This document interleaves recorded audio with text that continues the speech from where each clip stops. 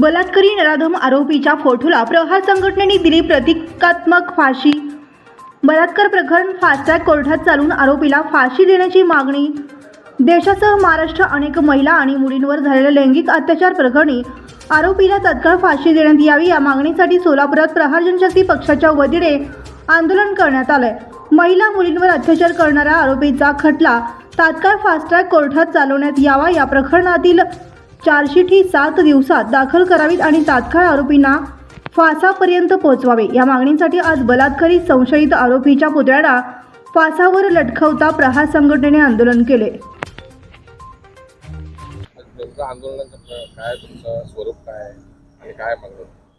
महाराष्ट्र राज्यात चाललेल्या लहान मुलींवर अत्याचाराच्या ज्या घटना आहेत त्याचा प्रथमतः प्रहार जनशक्ती पक्षी शेतकरी संघटनेच्या वतीने मी निषेध करतो।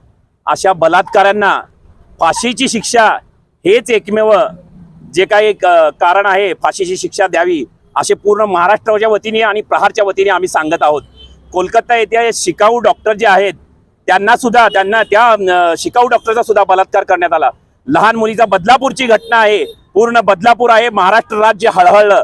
तरी या नराधमांना प्रहारच्या वतीने आम्ही आज येथे लटकून अक्षय शिंदे असेल, संजय राय असेल, कोलकाता घटना येथील आरोपी असेल तर त्यांना प्रहारच्या वतीने त्यांच्या प्रतिकात्मक पुतळ्याला आज आम्ही फाशी दिलेली आहे।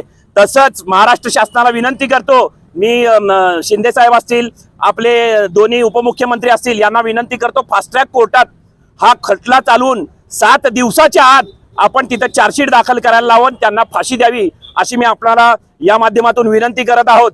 आणि ते जी बदलापूरची घटना जी झालेली आहे त्या शाळेचं प्रकरण दाबण्यात का आलं, पोलिसांना जवळजवळ 24 तास का लागले या गोष्टीची फिर्याद घ्यायला किंवा या गोष्टीची दखल घ्यायला? याच्या मागचा धनी कोण आहे? आपटे नावाचा जो व्यक्ती आहे त्याची जी शाळा आहे त्याला कुणी सांगितलं होतं की बाबा थांबा? पोलिसांना कुणी सांगितलं होतं थांबवायचं? पोलीस, महाराष्ट्र पोलीस असतील किंवा आपल्या भारत देशातले पोलीस असतील किंवा जे काही पोलीस प्रशासनावर आमचा विश्वास आहे, जेणेकरून पोलिसांनी ही सगळी बातमी आणि ही गोष्ट FIR उघड केली असती, पण जेणेकरून त्यांना जे थांबण्याचं जे सांगितलेलं आहे याचा मागचा धनी राजकारणी, हरामखोर, नालायक, बडव्या, उद्या तुझ्या घरात जर कुणाला जर अशी घटना घडली तर तू थांबवणार आहे का लोकांना? हे या माध्यमातून सांगू इच्छितो। धन्यवाद। बंधुप्रेम न्यूज चॅनलला लाईक, सबस्क्राईब व बेल आयकॉन दाबायला विसरू नका। धन्यवाद।